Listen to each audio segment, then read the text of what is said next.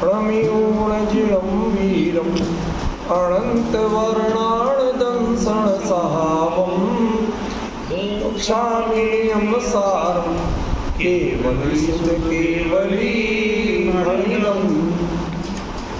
यह नियमसार परमागम है। इसकी गाथा नंबर 9 अपनी चल रही है। जीवा पोगल काया धम्मा धम्माय कालयायासं तच्चत्था इति भणिता गुणा गुणपर्यये संयुक्ता। जीवा जीव, पोगल काया उद्गल काय, धम्मा धम्मा धर्म और अधर्म, या और काल काल, आयासम आकाश, तच्चत्था ये तत्वार्थ हैं, इति भणिता ऐसा कहा गया है। और ये नाना गुण पंचेहि संयुक्ता ये अनेक प्रकार के गुणों और पर्यायों से संयुक्त हो। ये तो सरल शब्दार्थ सिंपल हो गया। विषय कुछ और है आज का, क्योंकि इसका अर्थ भी कर लिया था और बाकी कई पक्षों पर चर्चा अपनी 2 घंटे हो चुकी है पिछले रविवार को सुबह शाम। आज चर्चा जो चलेगी उसमें ये है कि ऐसा क्यों कहा। अभी तो इन शब्दों में इन विभक्तियों का ऐसा अटपटा प्रयोग क्यों? क्योंकि यदि जीव अनंत है तो पुद्गल भी अनंत है, उनके साथ काय शब्द क्यों जोड़ दिया? ठीक है ना, जबकि काय तो 5 है, पंचास्ती का। फिर धम्मा धम्मा, चलो ये बहुवचन दे दिया, ठीक है, लेकिन इसमें भी डाउट है कि ये संस्कृत के हिसाब से बहुवचन दिया या प्राकृत के हिसाब से। माने धर्म धर्म को बहुत मान के तो नहीं दिया, कि 2 मान के कहने का बहुवचन है वास्तव में ये द्विवचन, क्योंकि धर्म और धर्म एक एक है। काल काल में कोई विभक्ति नहीं दी, ऐसा क्यों? और आयासम आकाश को एक ही कहा, जबकि लोकाकाश अलोकाकाश ये वर्गीकरण भी होते हैं, वो तात्विक नहीं है पर होते हैं, ठीक है ना। तो अभी मूल बात इनकी इस रूप में क्यों कहे ये बता। इस पर स्पष्टीकरण के पहले हमें वह एक चीज विचार करना होगी जो आचार्य देव ने इस ग्रंथ में एक मास्टर की के रूप में कही। कौन कौन सी 2 बातें कही थी नवीन जी भाई साहब? चल कोई बात नहीं। देखो, एक बात तो हमने कही थी शुरू से, जब नियमसार शुरू किया था, कि नियमसार क्यों लिखा आचार्य देव ने? प्रणीय भावना नहीं। मैंने क्या कहा था कि इसकी कसौटी पर कसना पड़ेगा कि क्या ये कुंद कुंद की अपनी भावना के पोषण करने लायक जो भी आप उस गाथा का उस शब्द का अर्थ कर रहे हैं वो उनके लेवल का है कि उनको भी मोटिवेट कर सके। एक तो ये विचार करने का। दूसरा, इसके शुरुआत में ही एक बात आ गई थी, वो मैंने आपको कही थी खास तौर पर ध्यान देने की, कि विवरीय परिहार, हाँ, जो विपरीतता का परिहार करने के लिए, ठीक है ना, कि जो हमारे मोक्ष और मोक्ष मार्ग के बारे में जो विपरीतताएं फैली हुई हैं, इसका मतलब कुंद कुंद मानते थे कि कई सारी बातें गलत भी चल रही हैं। क्योंकि जब लिखने की शुरुआत हुई तो ताबड़तोड़ लिखा जाने लगा। आप देखेंगे कि पहली दूसरी शताब्दी में जितना लिखा गया, तीसरी शताब्दी में आते आते वो चाल ढीली पड़ गई, चौथी में और ढीली रही, 5वें में फिर थोड़ी थोड़ी गति पकड़ी, फिर 5वीं 6वीं में जहाँ न्याय और तर्क वितर्क का शुरुआत हुई ज़्यादा अकलन के युग से, तो ये काफ़ी तेज हो गई। फिर टीकाएं टिप्पणियाँ ये होने लगी, लेकिन मूल ग्रंथ लेखन कम हो। शुरू में लोगों ने मूल ग्रंथ खूब लिखे। जो पहली शताब्दी ईस्वी है, क्या जानते हो उसके प्रमुख ग्रंथकार कौन कौन? उनको आप कह दोगे है, कोई शक नहीं, ठीक है ना। सठगंडागम के कर्ता वो भी है, इस कसाय पाहुण तो उसके भी थोड़े पहले ही कहता है, पर कोई बात नहीं, चलो वो भी ले लो। इसके अलावा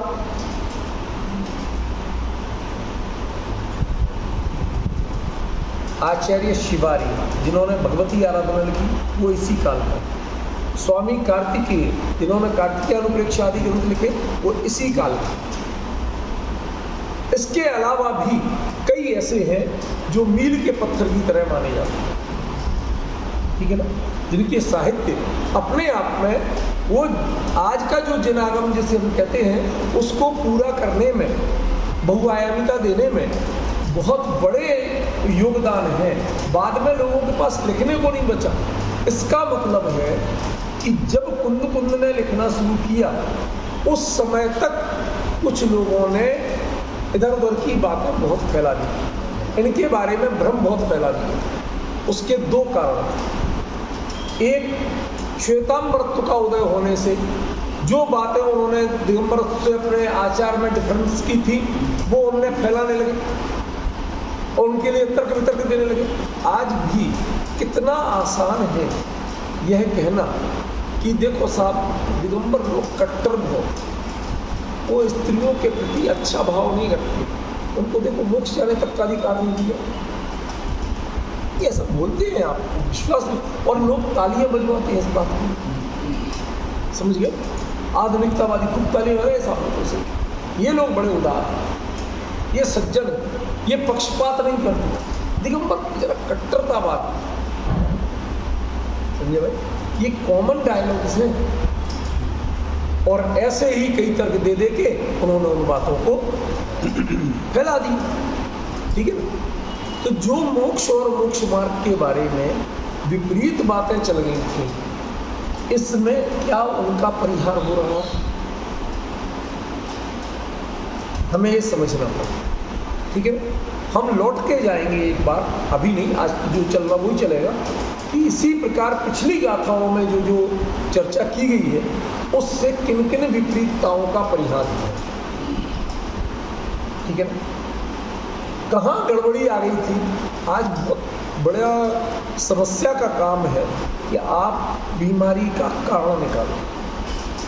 सिर दर्द हो रहा है तो बहुत जल्द, सिर दर्द काय से हो रहा, हमने क्या गड़बड़ी की थी ये नहीं जानते, तो सिर दर्द की दवाई तो खा लेते आप और फौरी आराम मिल जाता है, लेकिन कुछ दिन बाद फिर होता, अब आपको पता ही नहीं कैसे, फिर दवाई खा लो। ये एक बड़ी समस्या। यदि हम पहचानने लगे इस चीज के कारण होता है, हमें ये रिएक्ट करती है, तो आगे से हम उस रास्ते ही नहीं चलते। अरे खाने पीने को बहुत सी चीजें, समझ रहे ना, तो हमें पहले वो पहचानना सीखना पड़ेगा कि गड़बड़ी क्या है और क्यों, किसका समाधान करने के लिए आचार्य देव ने जब वो साफ लिखते हैं विपरीय परिहार, विपरीतता का परिहार करने के लिए बने, ठीक है ना। तो ये अपन को इसमें से निकल, पहला जीवा, जब जिसे सम्यक दर्शन लेना है, सम्यक दर्शन के क्रम में बात आई तो सम्यक दर्शन लेना है, उसके लिए आधा होना चाहिए या जीवा होना चाहिए। आधा शब्द जो है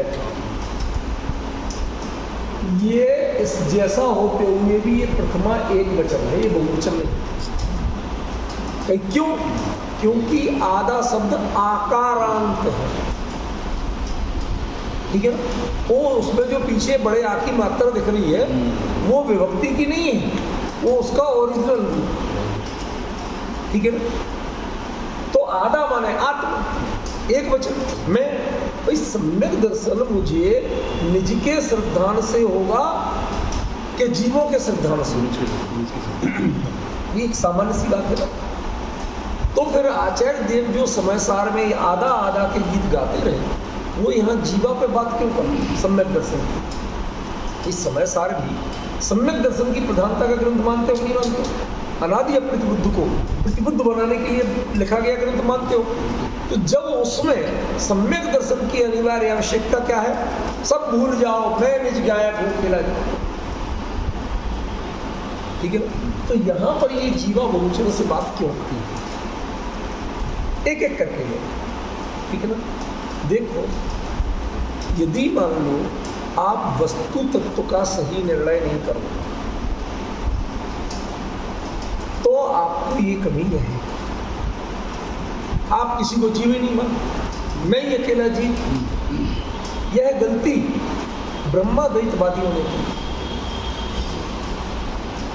नवी जी वैसे इन्होंने ब्रह्माद्वैतवादियों ने गलती की। ब्रह्म अद्वैत, सब ब्रह्म है और कोई नहीं, सब मेरा ही प्रतिरूप है।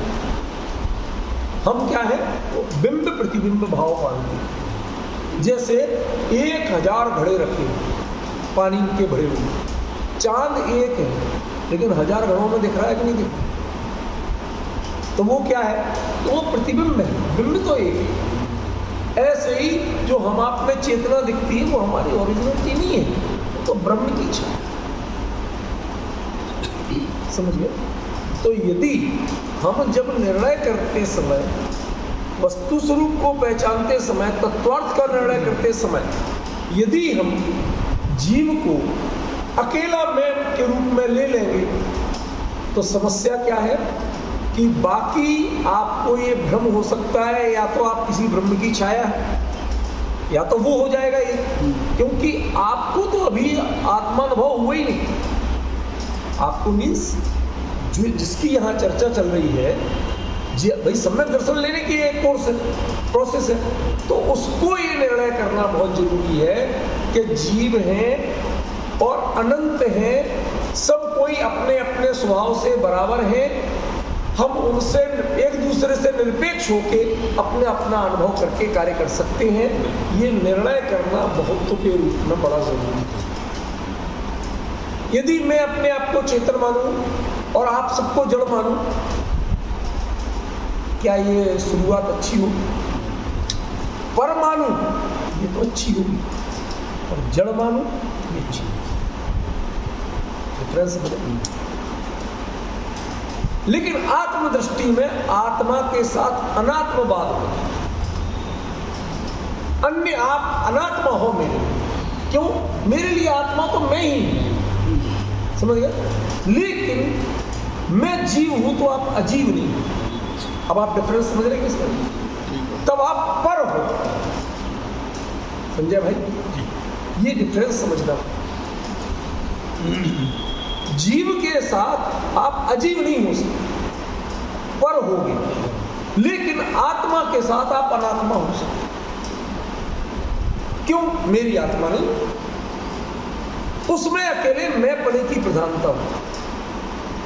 लेकिन निर्णय के रूप में जब जीव लेंगे तो अन्य को अजीब नहीं कहेंगे। अंतर समझ रहे? इसीलिए यहां बात तो तत्वार्थ की कर रहे हैं, लेकिन कहीं अजीब शब्द का प्रयोग नहीं। इन्होंने 6 द्रव्य को तो लिया है, तत्ववादी वाली बात नहीं, वो यद्यपि स्पष्ट मैं पहले कर चुका हूं, रिपीट नहीं करूंगा, लेकिन आप डिफरेंस समझ रहे कि इन्होंने 6 द्रव्य वाली बात क्यों ली? क्योंकि यदि आत्मदृष्टि होती तो बाकी सब, तो आत्मा को ही जीव कहा जाता, तो बाकी सब क्या हो जाते? अजीब होती। वो वस्तु के बारे में गलत निर्णय। जीव अनंत, ये संख्या गिनाने की बात नहीं है, ये श्रद्धान के लिए भी कि अनंत जीव है, सब इसी प्रकार से अनंत शक्तियों से संपन्न है। समझ रहे? समझ भाई, वो अजीब नहीं है।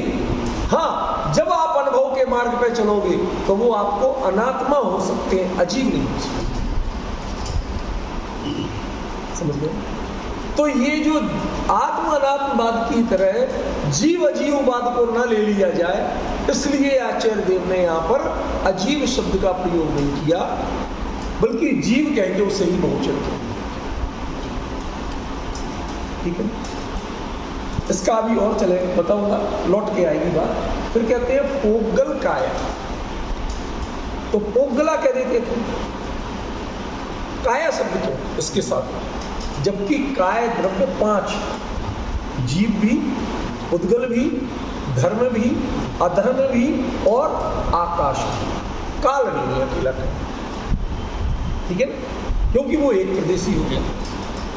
तो ये तो आप जानते हैं, लेकिन मुद्दा मेरा ये है कि इन्होंने उद्गल के साथ काय क्यों दिया?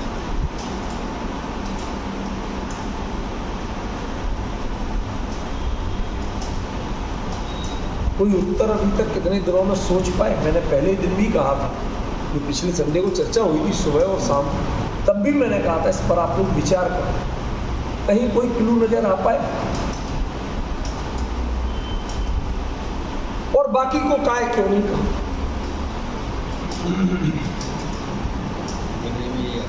अब मेरा प्रश्न समझ में आ रहा है संजय भाई? नहीं आ कि भाई जब काय 5 है, ठीक है, और या ऐसा कहते पोगला काया अलग अलग कर देंगे तो भी हम समझ लेते कि भाई कुछ को 5 को इन्होंने काय का, पर वो अकेला पुद्गल के साथ समास करके कर दिया। देखो, इन्हें वास्तव में जानकारी तत्वार्थ के रूप में देना है। मैंने अर्थ शब्द का क्या बताया था? अस्तित्व। आपको ये है ऐसा जानना है, इनका डॉक्टर नहीं बनना, विशेषज्ञ नहीं बनना, जानना, ठीक है ना? तो इनके कितने कितने प्रदेश होते हैं नहीं जानोगे तो अच्छा। तो पुद्गल के प्रदेश क्यों गिना रहे आप? क्योंकि पुद्गल को असल में पुद्गल ये पदेशो भी अणु, आपने सुना है, हिंदी बहुत अच्छी तरह जानते हैं, द्रव्य संग्रह में आता है, अपने राजकुमार जी ने भी सुना होगा। ये पदेशो भी अणु, एक प्रदेश से मूल कौन? अणु। लेकिन किसी छद्मस्त को ज्ञान का विषय बनता है? नहीं बनता। तो वो निर्णय किसका करे? शास्त्र कहता है कि पुद्गल जो है वह परमाणु रूप में है, शुद्ध, और वो एक प्रदेशी है, ठीक है। और आपके जो छद्मस्त जीव हैं, इनके ज्ञान का विषय बनता कौन है? पुद्गल या धर्म अधर्म आकाश काल? धर्म अधर्म आकाश काल तो बन नहीं सकते। क्यों? अरूपी, अरूपी कोई जानता नहीं। सामर्थ्य तो पूरी है, पर आज तक परिचय भी हम कैसे कर रहे हैं? समझ गए? बड़ी विचित्र स्थिति। हमारे यहाँ च्वाइसें इतनी विभिन्न है कि जिसकी कोई सीमा नहीं है। आप गोरा रंग पसंद करते हैं, लेकिन किसी किसान से पूछो तो वो धरती कभी गोरी हो जाए आप कभी पसंद नहीं करते। कच्छ का रंग आपने नाम सुना? कच्छ, कच्छी लोग होते जो पाकिस्तान बॉर्डर का जितना गुजरात है उसे कच्छ का रंग बोलते हैं। वहाँ हवा में और रेत में भी नमक इतना है कि वहाँ रेत भी सफ़ेद दिखाई देती है बर्फ जैसी, वो नमक का प्रभाव। तो सफ़ेद यदि मान लो जमीन होने लगे तो उसे साल्टी माना जाएगा, नमकीन माना जाएगा, बंजर माना जाएगा, उसमें कुछ पैदा नहीं हो सकता। हम 10 मिनट रहे। और जितनी काली मिट्टी हो किसान उतना देख के खुश हो, उतनी ही हरियाली हो, और जितनी सफेद होगी उतनी ही बंजर होगी। अब मैं इसको ज्यादा कहीं घटाने को नहीं कह रहा, वरना आप कुछ का कहीं अर्थ ले जाएंगे, लेकिन इतना बताना चाहता हूं कि एक चीज का एक ही दृष्टिकोण नहीं है। गोरा होना ही कोई अच्छाई की निशानी नहीं है, समझिए। तो पुद्गल के साथ सबसे बड़ी हमारी जानने की समस्या थी, निर्णय की समस्या थी कि आपको जो पुद्गल दिखता है, जो समझ में आता है, वो कौन है? वो काय रूप है। लेकिन पुद्गल वास्तव में अकाय है। 5 अस्थिकाय कहे गए, उसमें अकेला पुद्गल को ही व्यवहार से अस्थिकाय का, निश्चय से पुद्गल अस्थिकाय नहीं। यहां वस्तु तत्व का निर्णय करना था। तो यहां काय का अर्थ अकेला बहुप्रदेशी ही नहीं है, काय का अर्थ बहु प्रकार का भी है। आकार की दृष्टि से, प्रदेश की दृष्टि से, परिमाण की दृष्टि से कितने प्रकार का पुद्गल। आत्मा असंख्यात प्रदेशी है तो है, चींटी में पहुंच जाए तो भी असंख्यात प्रदेशी है, हाथी में पहुंच जाए तो भी असंख्यात प्रदेशी है। क्यों भाई? उसमें अंतर आता है। चींटी के प्रदेश घटते हैं, हाथी के बढ़ते हैं कि नहीं? लेकिन उद्गल के परमाणु में प्रदेश घटते हैं। द्विस्कंद होगा द्विणकादि, तो उसके भिन्न होंगे, 3-4 अणु वाले के भिन्न होंगे, 150 अणु वाले के भिन्न होंगे, 1000, 2000, 50,000 अणु वाले के भिन्न होंगे, सुमेरु पर्वत के भिन्न होंगे। अब आप डिफरेंस समझते जा रहे हैं। इतनी विविधता है कि आप निर्णय नहीं कर सकते कि वास्तव में किसका नाम उद्गल है। ठीक है, इतनी विविधता। आप उद्गल को जड़ समझते, चेतन तो नहीं, लेकिन वह पूरी तरह से जड़ भी नहीं। क्या मतलब हुआ? अरे आज आपकी जितनी स्मार्टनेस है, जितनी समझदारी है, उसका सोर्स क्या बन रहा है? उद्गल या जीव? आज की जितनी रिसर्च है, पहले एक 20 जीबी या कुछ जीबी के लिए, वो एमबी के लिए भी इतना बड़ा कार्ड आता, ठीक है। अब कार्ड वही हो गया और उसमें आप जीबी जितने चाहे बढ़ाते हैं। कैसे हो? यदि उसमें स्मार्टनेस नहीं हो, आप जिस चीज को टच करते हैं वो पहले बता देता है, आप नहीं बताता। आप तो चेतन हो, आपके पास भी सिस्टम मिला हुआ, आपको चीज याद नहीं आती, उसको टच करो तुरंत। समझ रहे? तो ये स्मार्ट उद्गल का रूप जानना खाली उद्गल की महिमा के लिए नहीं है भाई साहब। ये क्यों जानना? क्योंकि कर्म परमाणु जो है उनसे बड़ा स्मार्ट उद्गल कोई दूसरा नहीं। और यदि कर्म व्यवस्था को आपने नकार दिया तो भाई साहब फिर धर्म व्यवस्था को आपको नकारना पड़ेगा। फिर आपको भगवान की शरण में जाना पड़ेगा। भगवान आप ही कल्याण करो, तो तुम ही स्वामी हाथ बड़ा करता रहो तो चल जाए, फिर वहीं पहुंचना पड़ेगा। एक कर्म व्यवस्था है जो आपको स्वाधीन बनाती है। Change your self, update your self. अपने को बदलो, अपने को उन्नत बनाओ, ये आपका जीवन शैली बदलेगी। कोई इसमें दखल नहीं कर सकता। अपने को बिगाड़ा आपने और अपडेट भी आप ही कर सकते हो। और आप पर कंट्रोल करने वाला, आपको बिगाड़ का परिणाम देने वाला, बुराई को बुराई के रूप में सिद्ध करने वाला कोई है तो कौन है? कर्म व्यवस्था। यदि ये कर्माण परमाणु नहीं बनते होते, निषेक नहीं बनते होते, उदय में नहीं आते होते, वैसे कितनी गजब व्यवस्था। आपने अभी परिणाम किया नरक जाने। श्रीणक ने जिस समय यशोधर मुनिराज के गले में सांप डाला था मरा हुआ, तब कौन सी आयु बांधी थी? 7 में नरक। बाद में जो परिणाम बदले वो उनके स्थिति और अनुभाग कितने चेंज हुए? संजय भाई जानते हो, सम्यक दृष्टि जीव को नरक में भी कोई सता नहीं सकता, कोई वेदना नहीं दे सकता। माहौल नहीं बदल जाए, शीत उष्णता था तो होगी, लेकिन असुर कुमार उनको लड़ा नहीं सकते। अन्य कोई उस पर प्रहार नहीं, तिलसिल करे देह के खंड नहीं कर सकते। आप डिफरेंस समझ रहे हो? कहां 7 में नरक की 33 सागर की आयु, ठीक है ना, कितनी अपार वेदना, और कहां पहले नरक का। ये चेंज किसने किया? आपने किया? जी नहीं, वो कर्म परमाणु जो बंधे थे अपने स्थिति अनुभाग में चेंज उन्होंने किया। आपका एटीट्यूड देख, आपकी प्रणति को देखकर उसको प्रॉपर वॉच किया उन्होंने, प्रॉपर रीड किया। इतनी विविधता की कल्पना आपने की। आपको जांचने का काम दे दिया जाए, अरे 1000 लोगों को नहीं, एक को भी आप लगातार नहीं वॉच कर सकते। आज हम यहां बैठे बैठे कौन किसके बारे में क्या सोच रहा है सामने तो देख रहे, सब समाधि होंगे, किसको क्या पता। और आप किसी की किस बात के कारण क्या बुरा मान रहे हैं और उसकी वास्तविकता क्या है ये आपको पता है। जब पता चलती है तो अरे साहब मैं तो ये सोचा था कि आप शायद इसलिए ऐसा कर रहे हैं। जब पता नहीं भाई साहब, आपको जब पता चलती है लेकिन जो चीज आप नहीं कर रहे हैं या नहीं दिखा रहे हैं बोल के, प्रगति में भी उसको वो प्रॉपर लीड कर रहा है कि नहीं कर रहा,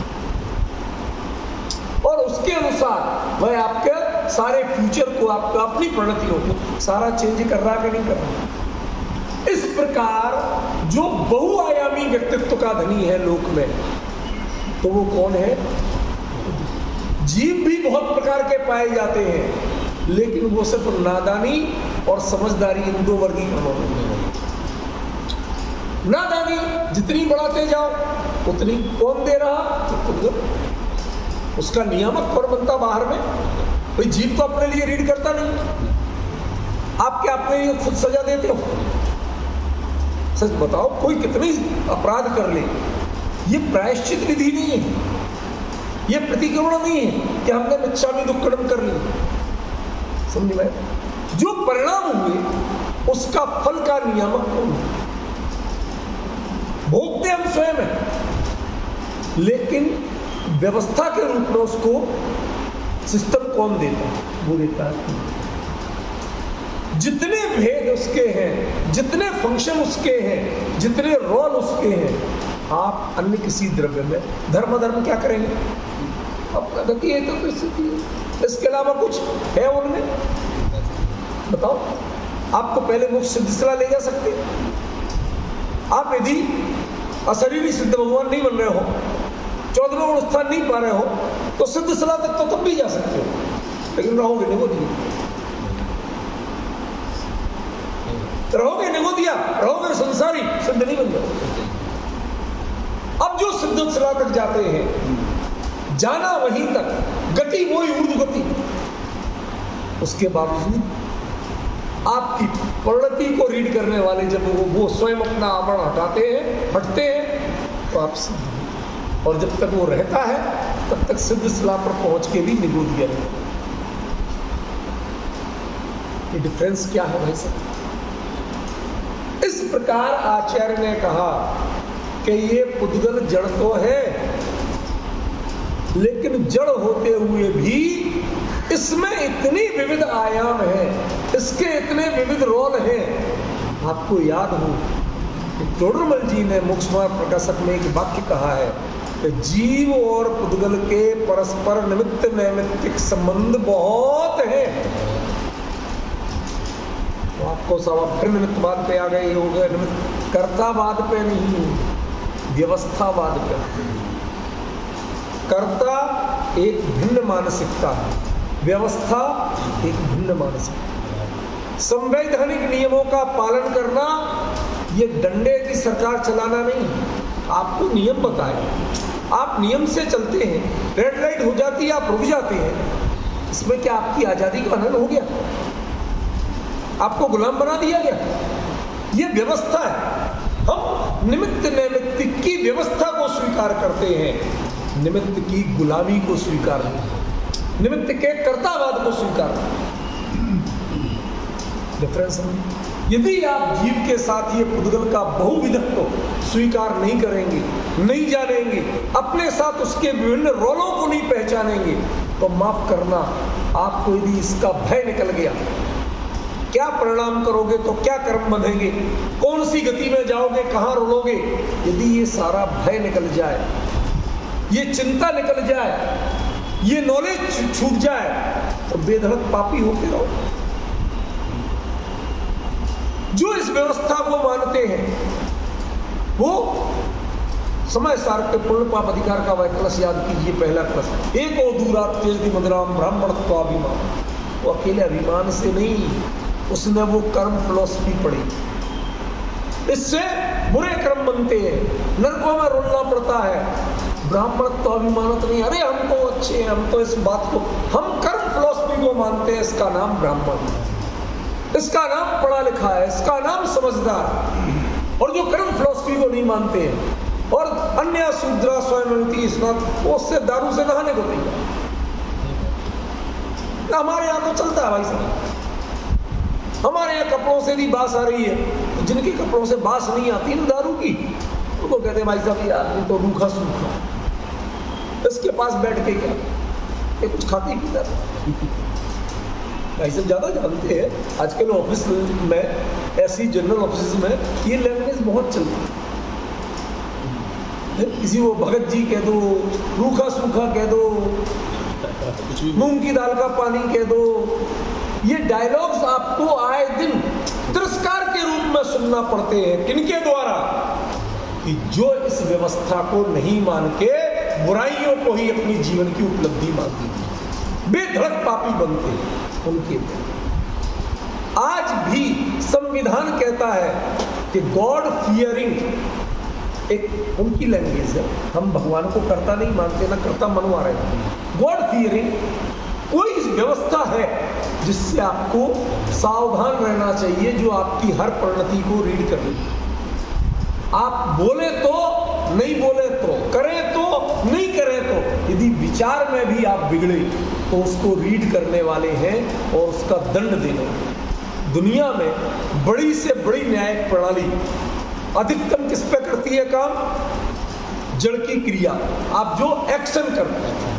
मुश्किल से 0.5% से भी कम न्यायिक प्रणाली है जो कुछ विषयों में गलत बोलने पे काम करती है। जैसे देशद्रोह के भाषण दो, राजद्रोह के भाषण दो, तो उन पे वो एक्शन करती है।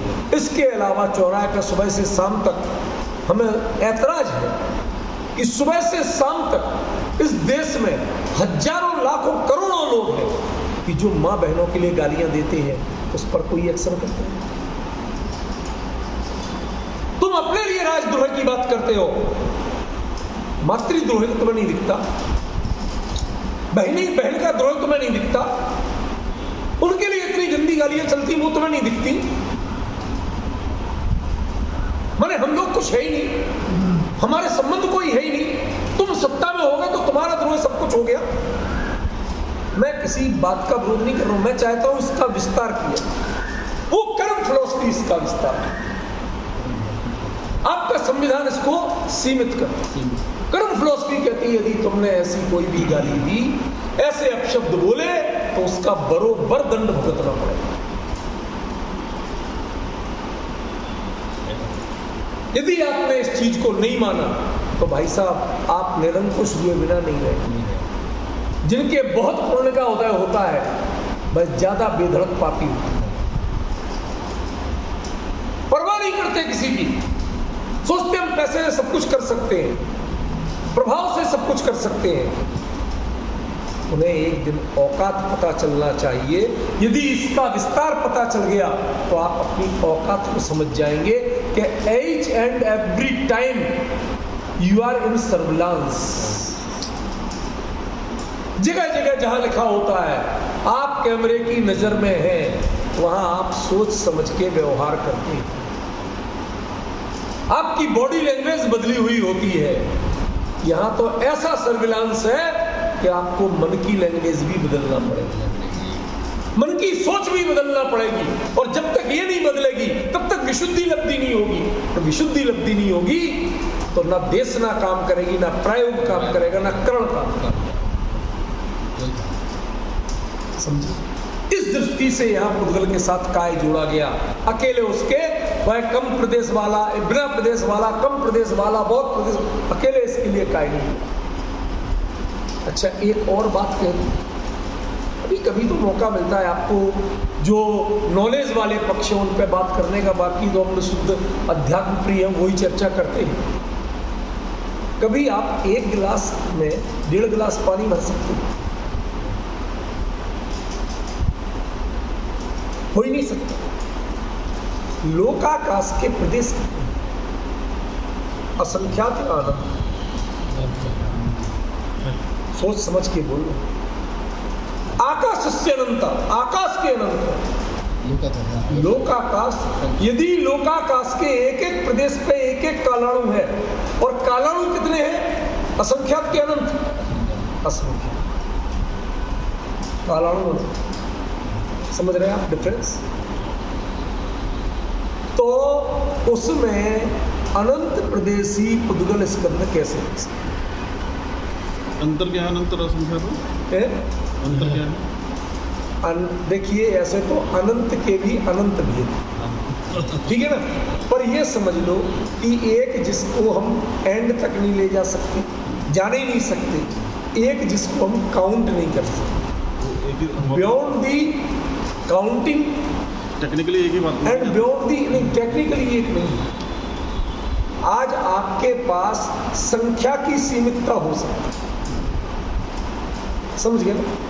आपके पास का जो कैलकुलेटर है वो भी एक लिमिट के बाद एंड दिखाने लगता है, ई दिखाने लगता है।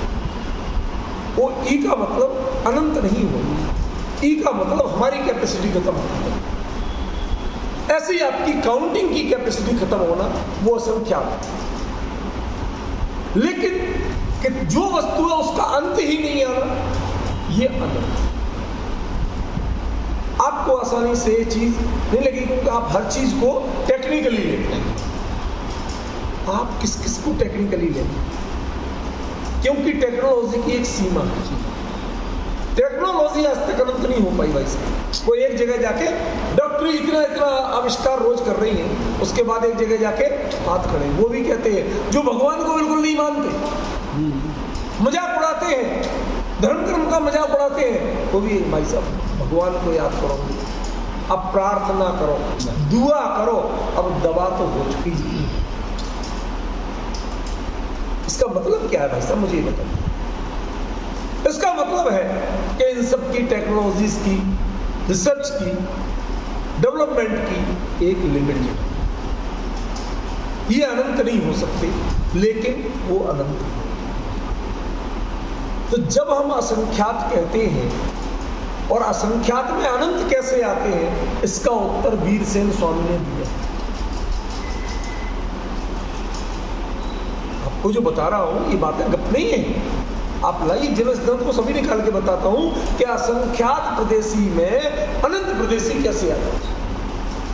तो उन्होंने प्रमाण दिया कि देखो, पहले तो जिसमें 1 लीटर या इतने साइज की, इतने वजन की कैपेसिटी है, उसमें आप एक लो से 10 गुना वजन का लोहे का गोला डाल सकते हैं और फिर भी जगह खाली नहीं। मतलब आपकी सघनता, एक तो इस पे अंतर पड़ता है। दूसरा, उसी लोहे को आप आग में तपाओ, साइज में कोई विशेष अंतर नहीं आता, जो कुछ आता भी है फैलता वो बहुत माइनर है, ठीक है ना। उसके बावजूद आग के कितने प्रदेश, कितने परमाणु उसमें प्रवेश कर गए, समझ गए। कहते ये पुद्गलों में इतना बहुविधत्व है, ये काय की ही बात कर रहा हूं, इतना बहुविधत्व है कि जो आपकी कल्पनाओं से, आपकी सोच से, आपके क्षोभसम से बियॉन्ड दी कंपेयर हो जाता है। इसलिए अकेले पुद्गल को जानने के लिए केवली होना जरूरी है, छद्मस्त उसको पूरा जान नहीं सकता। मतलब दूसरा अर्थ मत ले लेना कि मैं कह रहा हूं आप केवली हो तो पुद्गल, ये नहीं कह रहा हूं। मतलब केवल ज्ञान जैसी सामर्थ्य हो तो पुद्गल को पूरा जान सकते हैं, अन्यथा पुद्गल को भी पूरा नहीं जान सकते, कहने का मतलब मेरा ये, ठीक है। तो ऐसे पुद्गल का जो बहुविधि रोल है और आपके साथ जो निरंतर संबंध है, इसलिए वहां उसको कायत्व, समझ गए। पुद्गल बहुत है, ये बहुवचन होना अलग चीज, लेकिन कायत्व बताना वो अलग चीज।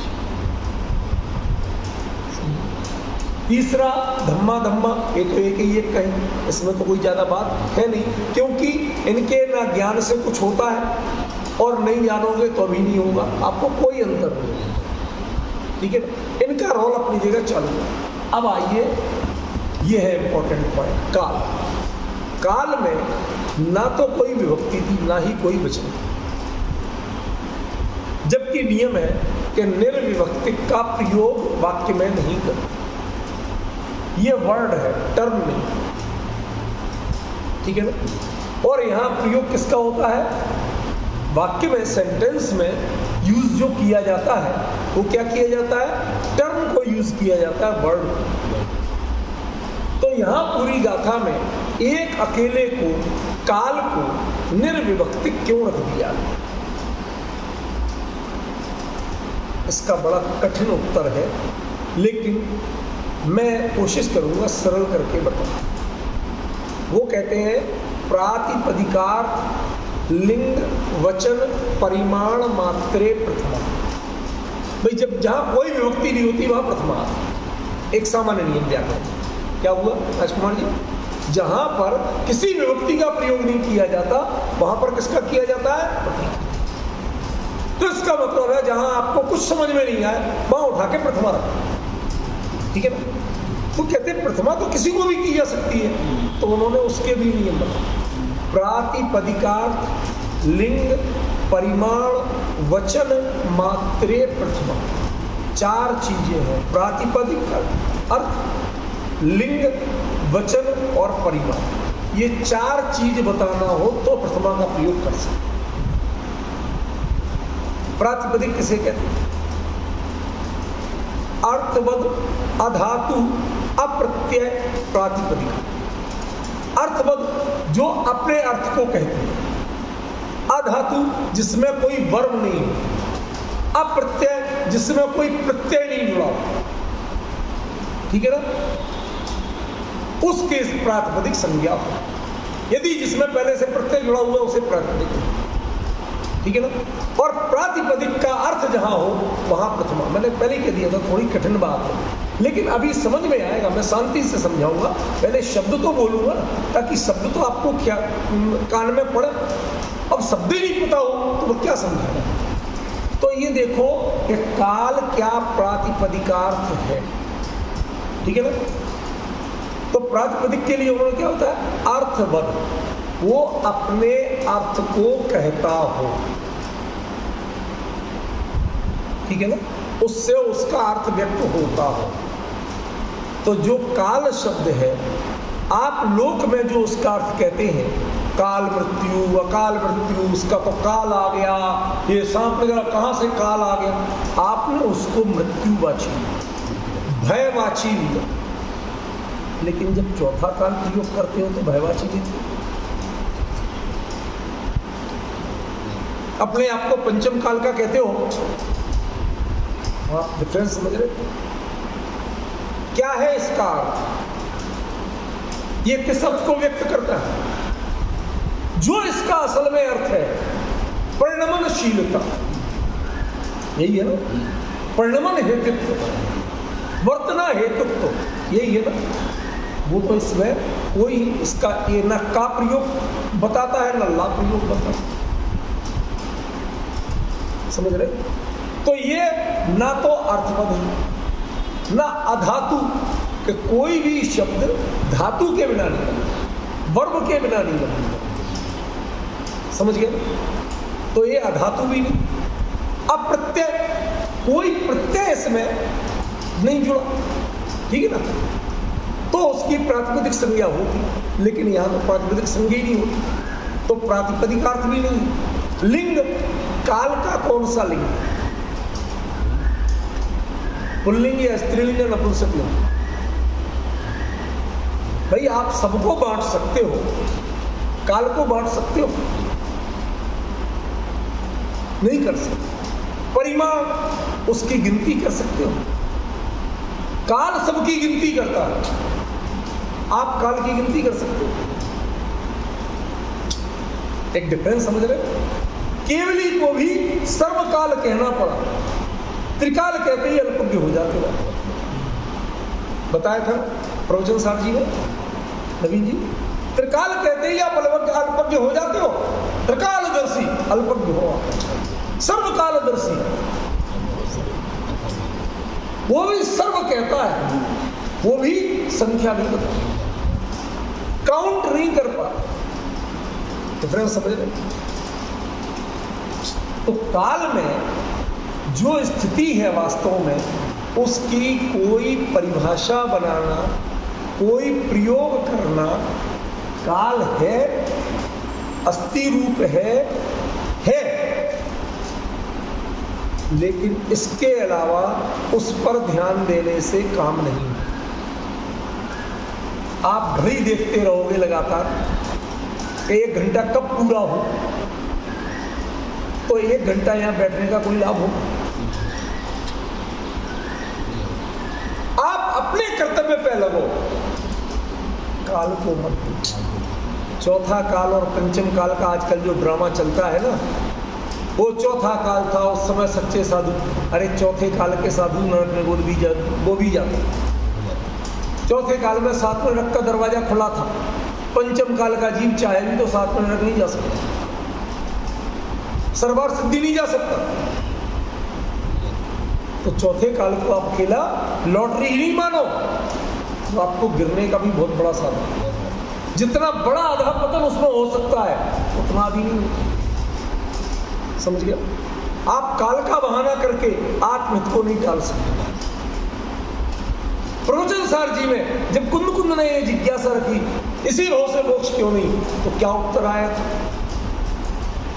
ये ही आकुलता तुम्हारे आकुलता की जिंदगी है। मोक्ष तय है, अब होना या तब होना, कब होना तुम अपनी प्रगति से, इस भाव से नहीं होना ये कोई अपराध नहीं, समझ लो। कितने समय बाद होना ये कोई अपराध नहीं। काल की भूमिका को माइनस कर दो, आप परिणति की भूमिका पर करो, समझ लो। जो काल की भूमिका पर ध्यान दोगे तो आपकी परिणति सम्यक दर्शन की परिणति नहीं बनेगी, समझ रहे? इसलिए यहां काल को निर्विभक्तिक और निर्वचन प्रयोग किया। और अंत में आयासम, इस पर मुझे कुछ कहना। सामान्यतया आकाश शब्द संस्कृत में भी पुल्लिंग होता है, प्राकृत में भी अनेकों जगह आपको पुल्लिंग प्रयोग होता है। यहां आचार्य देव ने जानबूझ के नपुंसक, क्यों?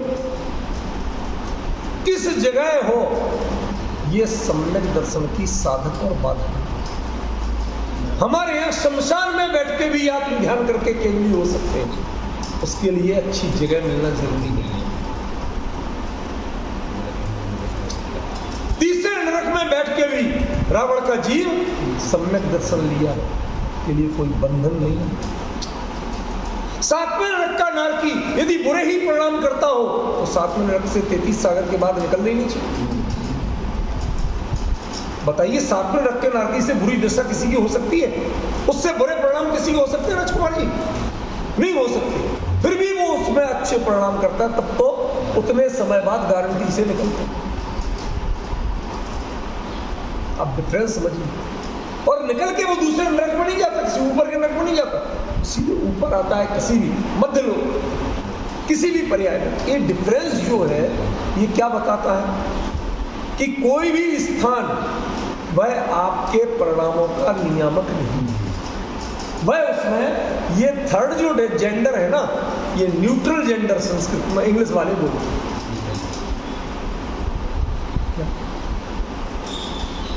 क्या इसका टेक्निकल नाम क्या है? नपुंसक लिंग को इंग्लिश में न्यूट्रल जेंडर। वैसे गलत तो नहीं बोल रहे, आप लोग तो ज्यादा विशेषज्ञ सुधरवा सकते हैं, ठीक है ना?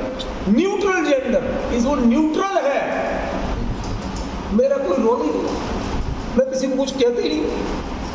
मंदिर में बैठ के कुछ भी भाव नहीं, भगवान क्या कहते? तुम सुधरते हो तो अपने परिणामों से सुधरते हो, भगवान तुम्हें नहीं पूछते। क्यों? कभी एक आध बार भगवान ने कहा कल कितने बजे आओगे परीक्षा करने? अपेक्षा की, और 2 दिन नहीं आए तो कभी पूछा कहां गए थे? ये आप देखिए ना, क्या आप रोज आते हो परीक्षा करते समय एक जैसे परिणाम करते हो? क्षेत्र जो है, आकाश जो है वो न्यूट्रल है, वो एक्टिव नहीं है। वो आपके लिए सम्मेद शिखर पर रहने वाले, मैंने पूछा लोगों से जो वहां दुकान, जैन दिगंबर जैन, मैंने पूछा भाई साहब आप तो यही रहते हो जब जैन? भाई साहब पता नहीं हमने जिंदगी में कब की थी बंधन, कभी नहीं गए, हम तो रोज अपने दुकान पे यही निर्माल्य बेचते रहे। निर्माल्य बेचते, खरीदते और बेचते, कहते यही कर ईमानदारी से। कहते यहाँ कहाँ से लाए? सही कहते यही इतना निकलता है, वो कहाँ जाए? पता क्या बोले नवीन जी? कहते आप लोग एक बड़ी गड़बड़ी करते, जो धोखे चढ़ाते हो और रम के चढ़ाते। ये खाम में टूट जाए, पता लग जाता है। फिर वो खाने वालों के लिए बेचना पड़ता। मतलब जैनी बोल रहा है, जैनी कोई गैर नहीं, बड़ी गड़बड़ी। उसके आज तक परिणाम नहीं हुए। जो आप यहां बैठे बैठे सम्मित एक बार बंद, आप जो भावना करते हो वो उसी प्रदेश में बैठ के उसकी कभी भावना। कहते कभी अपना प्रवचन सुनते, कहते थे मुकरमा ये जो बचाते हैं ना, कहते हम बेचने के लिए बजाते, हम आज तक नहीं सुनते, बजते हुए भी नहीं सुनते। अच्छा, उनका पैसा कमाना धर्म है। नहीं ठीक है, पैसा भी कमाना। अब डिफरेंस समझिए, देखिए मैं जो कह रहा हूं इसका मतलब क्षेत्र जो है वो न्यूट्रल जेंडर है, उसका कोई रोल नहीं होता। वो आपके सम्यक दर्शन में ना साधक है ना बाधक है। मोक्ष में भले ही आप कह लेते हो वो अपने कारणों से, लेकिन यहाँ प्रकरण किसका है? सम्यक दर्शन। उसमें आकाश न्यूट्रल जेंडर है, वो बिल्कुल न्यूट्रल है। वो आपको ना कभी बाधा उत्पन्न करता है और ना कभी सहयोग करता है। यदि समो शरण में जाके सबको आत्महित होना हो तो फिर ये कल्प वृक्ष किसके लिए लगाए जाते हैं? ये नट्यशालाएं किसके लिए बनाई जाती हैं? ये व्यवस्थाएं किसके लिए? कई तो ऐसे होंगे जो इन्हीं का मजा लेते होंगे, वो ऊपर तक कभी धर्म सभा तक पहुंचे ही नहीं। और क्योंकि क्षेत्र जो है उसको आप कभी श्रेय नहीं दे सकते, ना दोष दे सकते। सावधानी आपको आजकल हमेशा कहते हैं ये भरत क्षेत्र में है, ये पंचम काल में है, तो ये बातें करना ये तुम्हारी नालायकी है। ये सम्यक दर्शन ने कभी ये शर्तें नहीं रखी। वो किसी भी काल में और किसी भी क्षेत्र में हो सकता है, उसमें कभी कोई रोक टोक नहीं।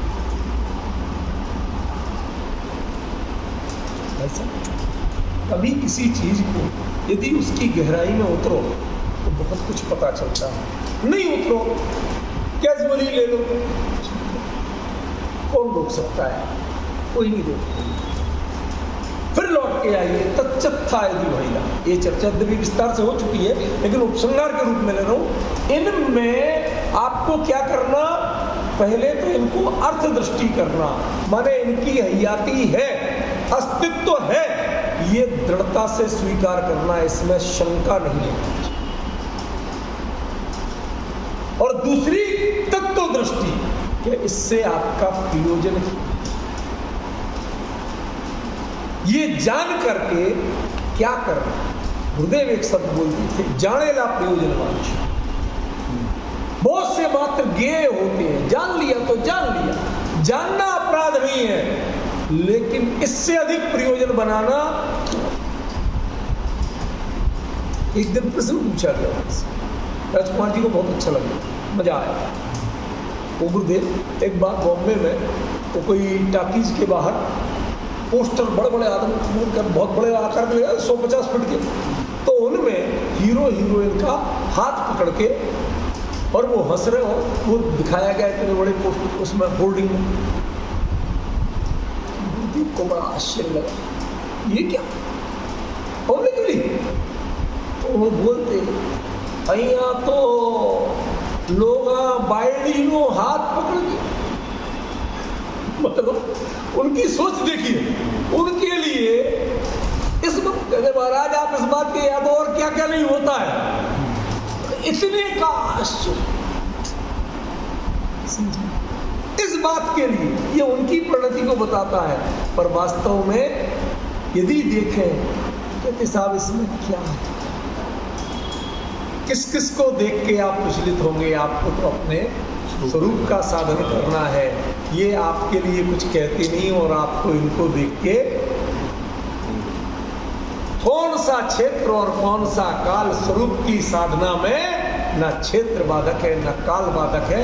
आपको प्रयोजन देखना, इनको जो जाना जितना तो प्रयोजन भूत दृष्टि से ही जानना है। अब प्रयोजन, यदि आपका प्रयोजन उनमें नहीं है, अब बताइए इनमें कौन किसका साथ आपका? इन चार से तो कोई प्रयोजन नहीं, 2, 3 और 4। तो इससे क्यों है? क्योंकि ये आपको रेड लाइट की तरह मात्र सावधान, वो बल्ब का जलना लाल नीले सफेद पीले हरे ये कोई मुद्दा नहीं है, लेकिन इनको रीड करके यदि आप नहीं चले तो चालान कटेगा, ये मुद्दा जरूर। इसलिए पुद्गल के मामले में थोड़ा सा केयरफुली इसको प्रॉपर जान, इसी के कर्म परमाणु वो प्रॉपर अपना फंक्शन करेंगे। ये श्रद्धान का विषय है भाई साहब। गॉड फीयरिंग जो शब्द मैंने प्रयोग किया था वो इसीलिए किया था। कानून की भाषा में गॉड फीयरिंग व्यक्ति उसको सभ्य माना जाता है, सुशील माना जाता है, सदाचारी माना। और सब डरपोक, हाँ डरपोक सही, भगवान से डरता है। मैं कुछ गड़बड़ करूंगा तो भगवान डरता है। कर्म देख रहे हैं, कर्म बन रहे हैं, वो एक्शन ले रहे हैं लगातार, तो व्यक्ति हमेशा अच्छाई की ओर बढ़े, वो बुराई का विचार तक लाने में डरे। विशुद्ध अध्यात्म बात पे ये बात आपको ठीक नहीं लगती, मैं मानता हूं, बट सामान्य क्षुद्रमस्त संसारी जीवों के लिए यदि ये उपयोगी नहीं हो तो सम्यक दर्शन के लिए विशुद्धि लगती है, अनिवार्यता नहीं होना चाहिए। ये इनसे जब आप सावधान होंगे तब तो अपने परिणामों को नियंत्रण में रखेंगे, वरना तो बिगड़ने की कोई सीमाएं हैं, कोई सीमाएं हैं। अपराध कितने प्रकार के हुए आज तक लिमिट नहीं बनी, लेकिन नैतिकता कितने प्रकार की है उसकी आज तक लिमिट ही बनी हुई है, वो बढ़ नहीं पाई। समझ गया? 5 अणुव्रत 5 महाव्रत इनका 6वां नहीं बन पाए, लेकिन पापों की जाति वो अभी भी लगातार बढ़ रही है, अपराधों के प्रकार लगातार बढ़ रहे हैं। समझ रहे हो आप क्या कह रहे हो? इसके लिए वक्ता होना जरूरी नहीं है, रीडर होना जरूरी है। आप उसको रीड करना, रीडर माने पढ़ने वाला नहीं, वॉच करो, सावधान रहो और उसके बाद अपने आप को संभालो। एक्चुअली रीडर वो नहीं है जो आपको पढ़ के सुना सकते, समझे? लाल बत्ती हुई, ये देखना, ये जानना, ये आंख का काम नहीं। इसके लिए लाल बत्ती नहीं हुई, कंट्रोल योर स्पीड, इसके लिए लाल बत्ती। यदि आपको ये रीड करना नहीं आता है तो आपकी आंख बेकार। अंतर समझे? ये डिफरेंस हमें समझना पड़ेगा, पहचानना पड़ेगा, ये बहुत बारीकियां। तो इसलिए कहा कि ये सभी हैं, इनकी परिभाषाएं नहीं बताई, इनको तत्वार्थ दृष्टि से अर्थ रूप में दृढ़ता का सिद्धांत करना कि ये है। कोई भी चैलेंज करे हम नहीं मानेंगे, ये है। केवल ही परमात्मा ने कहे, आप्त ने कहे, आगम में लिखे, ये है। दृढ़ श्रद्धान करो तब आपका तत्व सुधरे। यदि अर्थ का श्रद्धान नहीं है तो तत्व नहीं सुधरेगा, आपका प्रयोजन, आपकी दृष्टि, आपकी विचारधारा नहीं बनेगी ख्याल में। और फिर तत्व अपने हित की दृष्टि से देखो कि इसमें तुम्हारा क्या है, तो वही बात आएगी। 4 के प्रति तो न्यूट्रल हो जाओ, इसके प्रति सीमित सावधान रहो और अपने लिए अब वो मार्ग आगे खुलेगा। ये जीव अधिकारी है, अब जीव की चर्चा से ख्याल में। तो इसका तो विस्तार करना है, लेकिन इनके बारे में आचार्य ये बता के पूरा किया। ये विषय हमें समझाना था, बताना था। पहली चर्चा से मैं ले रहा था कि ये ऐसा क्यों कहा, उसका प्रयोजन समझिए। मेरे ख्याल से जितना हो सका वो बताया, कुछ लगेगा तो और भी चलेगा, कोई चर्चा के लिए मैं मना नहीं करता हूँ। आपकी भी कोई जिज्ञासा हो आप लोग रख सकते हैं, लेकिन विचार जरूर कीजिए। इससे आपको लगेगा कि आचार्य ने जो शब्द प्रयोग किए उसके पीछे एक गहराई थी, एक प्रयोजन था, भाई यूं ही नहीं था कुछ भी कर दिया, ऐसा नहीं। ठीक है ना? वो हमारे जयपुर के डॉक्टर कमल सोगानी वो बारम्बार कहते कुंद कुंद क्या, वो तो एक बचपन में दीक्षा ले ली, पढ़े लिखे थे नहीं, जो मन में आता लिखते जाते थे। ये जो प्रयोग हमने सुने तथाकथित अपने आप को महाज्ञानी मानने वालों को, उस दिन से मैं विचलित हुआ था। जब मैं पढ़ता था, स्टूडेंट था, जब सुने थे मैंने तब भी विरोध किया, और मजे की बात डॉक्टर भारत जी वहीं बैठे हुए थे, उसमें श्रोता बन के बैठे हुए थे उनके, और विरोध नहीं किया। मैंने वहां किया, भाई साहब हम आपके साथ सहमत नहीं है। कुंद ऐसे नहीं थे, हमारे कुंद पे लांछन नहीं लगा। वो महाज्ञानी आचार्य थे वास्तव में, और उन्होंने जो भी प्रयोग किए वो बिल्कुल 90 तोले किए हैं, सुविचारित किए हैं। हम नहीं समझ पा रहे कि हमारी कमी मानी है, आप नहीं समझ पाए आपकी कमी मानी है, ये कुंद की कमी है। ख्याल में बस आज तक मेरा यही प्रयास है कि कुंद क्या कहना चाहते हैं उसको हाईलाइट किया जाए। इसमें मैं की कोई गुंजाइश नहीं है, मैं क्या कहता हूँ इसकी कोई कीमत नहीं। ठीक है, भणिदा की जगह ये वैसे तो शायद आपने पहले पिछली बार बताया था। हाँ, ये मतलब ऐसा कहा गया है, ऐसा होता है ना कह करके ऐसा कहा गया है, शायद आपने पिछली बार चर्चा करी थी। हाँ, वो केवली के वचन के रूप में भण, सामान्य जन कहते हैं तो कहिदा होता है, और जब परम ज्ञानी प्रामाणिक व्यक्ति बोलते हैं, कोई बात उनकी ओर से आती है तो हम भणिदा कहते हैं। ये भणिदा माने अपने आप में एक प्रामाणिक वचन। गुरुदेव के जब व्याख्यान पूरा होता था तो आखिरी वाक्य क्या होता था लोगों का, भाई साहब बताएंगे? प्रमाण वचन गुरुदेव। इससे ही चर्चा पूरी। वो 1 घंटा बोलेंगे, बाद में लोग एक वाक्य बोलेंगे। ख्याल में ये हमें समझना, हमें वो प्रमाण वचन लगना चाहिए, वो हमें कथन नहीं लगना चाहिए। नहीं मतलब आचार्य ये भी तो कह सकते थे ना कि ऐसा होता है। यही तो, ये होता है किसके प्रमाण से, किसके आधार से? जब केवली ने बताया, प्रकरण किसका है? आपसे बात शुरू हो रही है, ठीक है ना? तो ये कुंद नहीं कह रहे हैं। यदि आप तो और आगम दोनों को छोड़ देंगे तब आप व्यक्तिगत खड़े होंगे। उन्होंने उस बात को उनसे जोड़ा है, आप तो और आगम से जोड़ा है, अपना कथन नहीं बताया, इसके लिए। ठीक है।